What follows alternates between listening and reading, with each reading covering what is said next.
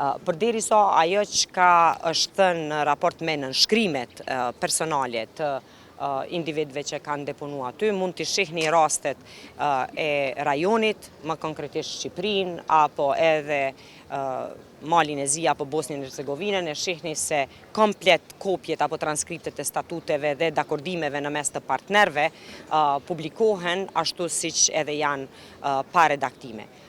Ne e kemi tërhequr përkohësisht vetëm këtë pjesën e statuteve apo informacioneve shtesë, derisa ta bëjmë verifikimin e plotë edhe me Agjencinë për Informacion dhe Privatësi, me të cilët kemi qenë prej fillimit në dakordim edhe kemi fillu këtë proces, por prap ato do të publikohen me specifikat apo kërkesat të cilat mund t'i ketë eventualisht agjencia.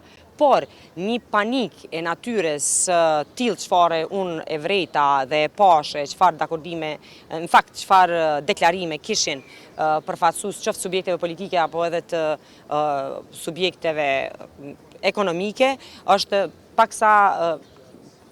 paksa e çuditshme për faktin se ato janë obligime të ligjshme. Nëse janë mësuar me mungesë transparencës, ato nuk do ta kenë.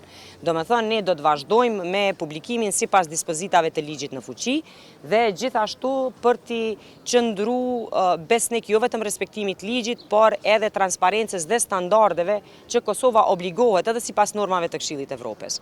Do thotë ka ekzistuar një parim në të cilin shumë informacione që kanë qëndru prapa regjistrimit bizneseve nuk janë bë publike, e ajo periudhë ka përfunduar. Tashmë ato informacione krejt çka është në bazë të ligjit, secili që operon apo secili operator ekonomik ka dhe përgjegjësi publike. Nuk mund të ketë biznes me agent private. Në të tillë janë subjektet private.